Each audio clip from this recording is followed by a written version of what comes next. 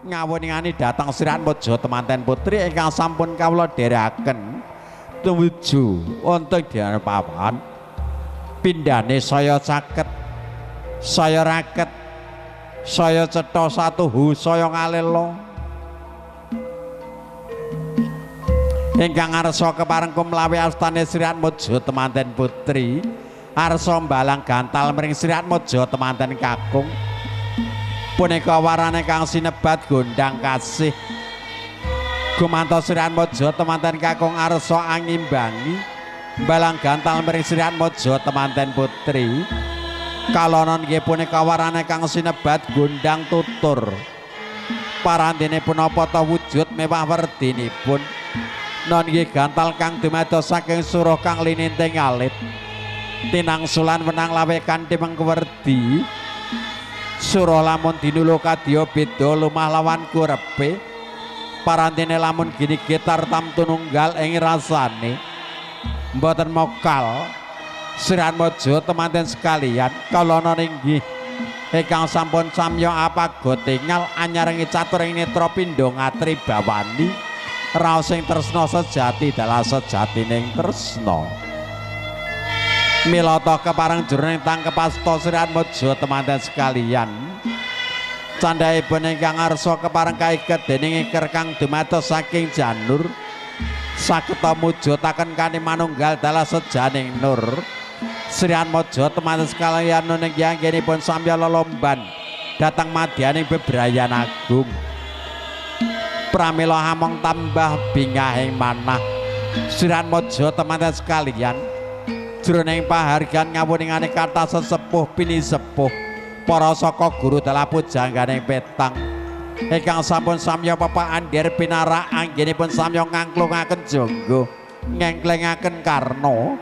ing esti amung kepareng asung puja astawa dalah pujiastuti dhateng Sirat Mojo temanten sekalian pindha jangkep kaping 3 kanthi temu gelang Sirat Mojo temanten sekalian anggenipun kaiket dening iker kang dumados saking janur namung dipun suwun sageta kanthi manunggal dalah sejaning nur Sirat Mojo temanten sekalian kalana inggih anggenipun samya lelomban dhateng madyaning bebrayan agung dongkap paripurna tembele candhaipun arsa Sirat Mojo temanten kakung sawetawis ingkang kepareng midak tigan pindhane pecah sanalika pindha sampun kasembadan anggenipun samya kepareng lelomban dhateng madyaning bebrayan pramila boten mokal tumeli Sirat Mojo temanten putri ngawuningani dhateng Sirat Mojo temanten kakung ingkang sampun midak tigan pindhane pecah sanalika kasembadan anggenipun samya lelomban dhateng madyaning bebrayan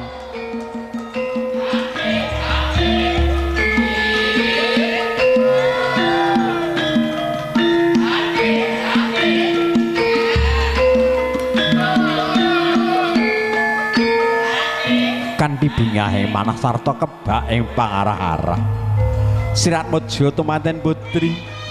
anggenipun basuh dhateng ampene ingkang raka kanthi hasesanti kalana inggih hamong kepareng tansah bucal sukerta rubeda sengkala kanthi ing pangajab mugi ing tembe sageta manggih rahat wilujeng derek sampikala anggenipun kepareng samya lelomban dhateng madyaning bebrayan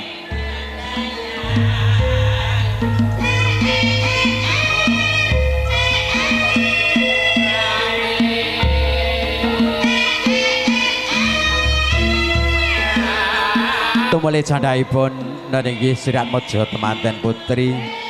purna anggenipun basuh dhateng ampene kang raka tartamtu candhaipun arsa kanthi jumeneng kanthi abenajeng dhateng Sirat Mojo temanten sekalian pindha hangimbuhi bingahing manah samudaya ingkang sampun kasembadan kanthi lulus wilujeng dereng sambikala anggenipun samya lelomban dhateng madyaning bebrayan tumrih kanthi candhaipun sageta tambah manggih wilujeng dereng sambikala kapiyarsa ungguling ladrang wilujeng ingkang kepareng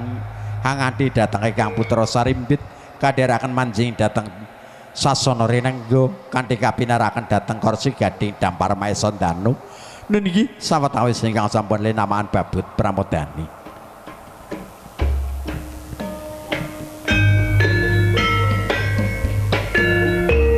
Sadaipun kalau nggih ingkang Bapa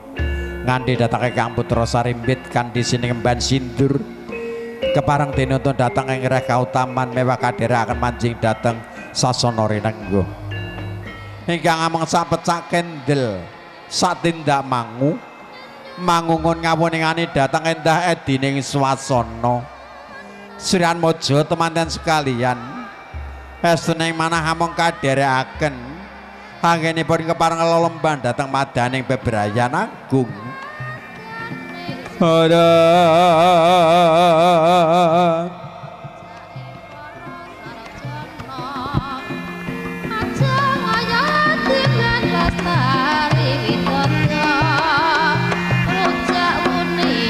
Dumogong janing kang tinuju kawistara Srian Mojo temanten sekalian kang sampun kadherekaken jroning minggas tinggil binati rata keparengipun kalenggaken wonten ing kursi gading dampar maesa danu sawetawis ingkang sampun linamaan babut pramodani pindhane aglar wonten sangajenging sasana rinenggo tumelena nggih ingkang Ibu arsa nglolosaken sindur sawetawis ingkang sampun denagemaken dhateng panjenenganipun Bapa sekalian Ibu. Candhaipun arsa kadherekaken tumapak ing bobot timbang kalonan nggih jroning bobot timbang estuning manah non nggih panjenenganipun Bapa mutadi amung kepareng meratelaken sepinten ta ageng katresnane Srian Mojo temanten putri dalah Srian Mojo temanten kakung pramila jroning batos non nggih lamun saged kawios sing lesan mangkene menggapang andikane jebul tenan bune ya mung aku kang bebasan ora bisa mbedakake ndi sing putramu dalah ndi sing mantumu katitik bobot katresnane kang wis padha. Mula kang saka iku ya bune ayo putramu padha tigala wentah bareng-bareng disuwunake nang ngarsa dalem Gusti Kyang Murbeng dimadi non ya Allah Subhanahu wa taala. Tumrap candhaipun Srian Mojo tepaten sekalian sampun kepareng kadherekaken pinarak wonten ing kursi gading dampar maesa danu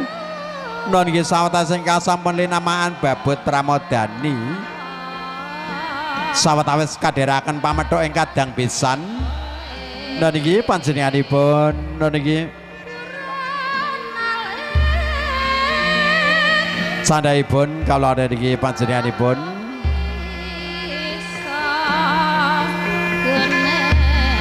Bapak Mutadi arsa kawula dherekaken kepareng ngaturi dhateng kadang pisan Sarimbit ingkang kepareng estuning manah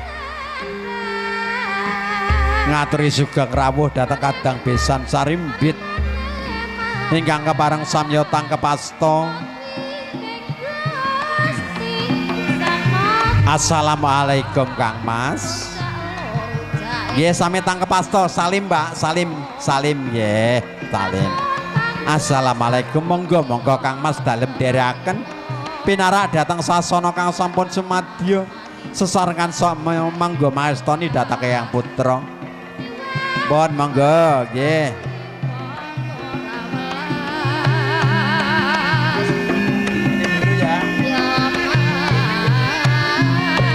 Kepareng candhaipun arsa tinarbuka tumapang adicara adat Widi Widana niki kang kepareng lumampah wonten ing tlatah Meju Klangkrang punapa ingkang kepareng dados pambukane jroning adicara adat Widi Widana. Repepe swana abdi kang sampun piniji mujudaken sinaosa jejere mung abdi eling-eling dasar abdine Narendra pramila boten mokal sinaosa mung pirsa kedheping netra ingkang pangone sampun tanggap ring swasana sawetawis jroning aras padha kepareng ngaturaken ingkang dados syarat sarana tumapang adicara adat Widi Widana Parantinipun apa ta wujud mewah werdinipun kawula nggih kacar kucur ingkang dumados saking beras kawak arta kawak dalah sekar kawak kanthi mangwerdi non nggih beras kawak kasuwun mugi saged ing tembe tansah sinandingan murapangan parantene wujud ing sekar kawak kawula suwun Srian Mojo temates kan tansah sinandingan murasa pindha gumlaga datan boten ingkang kacicir pranyata raos ageng tanggel jawabe Srian Mojo temanten kakung datang ingkang garwa kanthi hasesanti Srian Mojo temates kalian anggenipun tampa kaya ing tembe saged dados guna ing kaya pramila mboten mokal lamun kepareng candhaipun arsa kapitadosaken sarta kaaturaken kunjuk wonten ngarsa dalem nun inggih panjenenganipun bapa sekalian ingkang ibu ing pangajab saged ing tembe dados pawestri ingkang tansah gemi mewah mangati-ati pramila mboten mokal lamun raos ageng wis kepareng kapitadosaken wonten ngarsa dalem panjenenganipun bapa sekalian ingkang ibu kepareng sawetawis sampun dungkaping paripurna candhaipun namung kepareng nyunedi pangestu anggenipun samya lelomban dhateng madyaning bebrayan paripurna tumapang adicara kacar kucur tampa kaya ya guna kaya punapa tandung kapadhicara candhaipun ingkang kepareng arsa kadherekaken jroning dahar walimah ya sinebat dahar kumbul pindha abdi kang sampun piniji wangun ingkang sampun tanggap mring swasana sinaos samung pirsa kumlawan asta dhateng Srian Mojo temates sekalian sawetawis wis kepareng aras padha wonten ngarsa dalem nun iki Srian Mojo tematen sarimbit jroning aras padha satuha mung kepareng ngaturaken pisusum ingkang dados syarat sarana kalana anggenipun kadheraken jroning dahar walimah ya sinebat dahar kumbul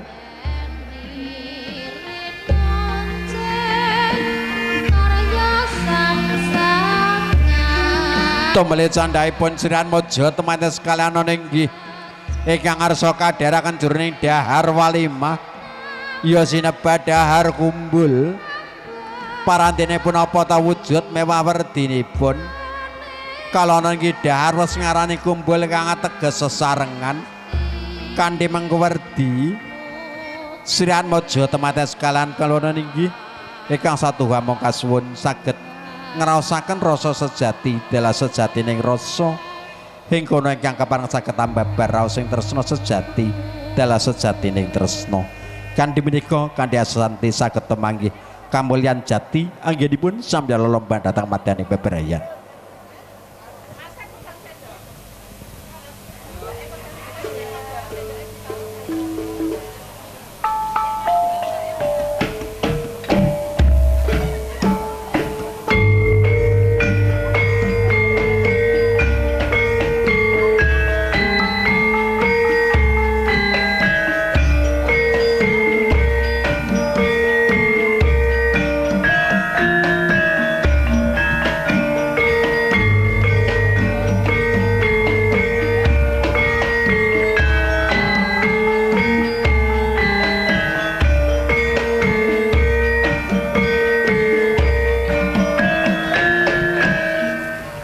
pindha mung mbregegek ugek-ugek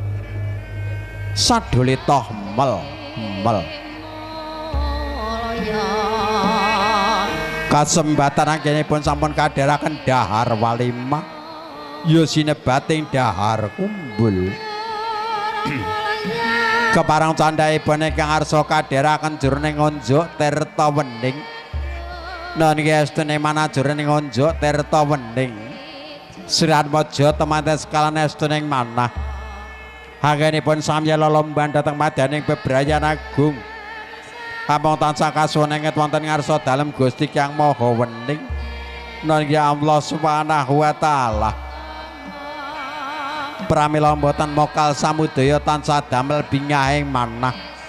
ngawoningane dhateng para abdi kinasih ingkang tansah setya tuhu anggenipun kepareng laladi dhateng Sri Atmaja temanten sekalian sinareng gumlaga ing tirta kencana kang pindha mijil saking kendhil pertala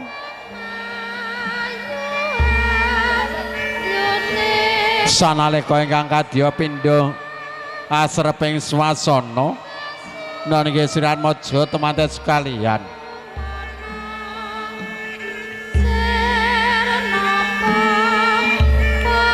dongkaping paripurna anggenipun ngunjuk tirta wening tumrap ingkang ngarsa sampun tanggap miring swasana abdi ingkang sampun piniji ngaturaken pingsusa ingkang dados syarat sarana jroning kadheraken ngunjuk tirta wening para tumrap kadya sigake sawetawis sesantining Sri Atmaja temanten sekalian pindha kirang jangkep lamun kalenggahan dereng pikantuk edi pangestu saking panjenenganipun bapa sekalian ingkang ibu milata kaparengipun Sri Atmaja temanten sekalian sawetawis kadheraken jengkar saking sasana palenggahan tumrap kadheraken ngaras padha wonten ngarsa dalem kawulana inggih panjenenganipun bapa sekalian ingkang ibu sawetawis kanthi tanggap mring swasana nggih panjenenganipun Sri Atmaja temanten putri ingkang sampun nglolosaken duwung niki agemane ingkang garwa kanthi kepareng kasumarekake wonten salebeting gedung pusaka tumrap candhaipun ingkang arsa tansah kekanten asta pindha gula kemapiring pulut ingkang prasasa dhateng renggang sinasa sarikma pinara sastra anggenipun samya lelomban wonten madyaning bebrayan agung tumrap pindha repepeh swaning Sri Atmaja temanten sekalian jroning aras padha lamun saged kawas sing lisan mangkene manggatur ingkang putra kawula nenggih Duh Rama saha ibu kepareng ingkang garwa ngaturaken sembah sungkem kunjuk wonten saandhaping pepodo tuhu amung kepareng kawula nyuneti pangestu Duh Rama saha ibu anggenipun samya kepareng lelomban dhateng madyaning bebrayan agung sinaosa alon atur ingkang putra sarimbit parandini kadya pindha damel sinendal sendal raos ing batos ndadosaken tumetes deres jejering asepuh eleng-eleng Sri Atmaja temanten sekalian kasampun kebae panggala wentah mila pindha datan wonten carane mbang sinti mbang siladan benten-benten angan pundi kang tiyang sepolan pundi kang mara sepuh sengger iya sungkemu wis dak tampa gawe bungae wong tuwa ya mung sebalike pangestune wong tuwa tampan ana ya nggih putraku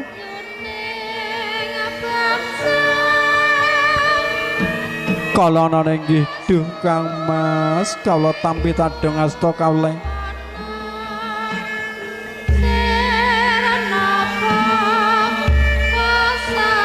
eleng-eleng Sri Atmaja temanten sekalian kasampun kebae panggala wentah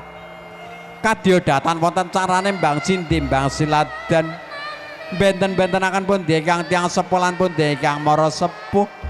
kati sedaya ingkang ampun tansah kasuwun munggal montoring pujastawa dalah pujiastuti ngestakaken dawuh Duh Rama saha ibu datan katalepen kala ugi ngaturaken sembah sungkem kunjuk wonten saandhaping pepodo sengger iya sungkemu wis dak tampa gawe bungae wong tuwa ya mung sebalike pangestune wong tuwa tampan ana ya nggih putraku nona inggih ngestakaken dawuh Duh Rama saha ibu satu sampun kala tampi cadhong asta kalih kula lebetaken telangsana bareng Kang putra kanthi bingahing manah jejering asepuh Kladu ing pangalembono kadya kagungan putra ingkang datan wal saka gendongan ora luput saka ing pakudangan katitik pindhane ingkang montaca bekti satuhu dhateng panjenenganipun bapa sekalian kang ibu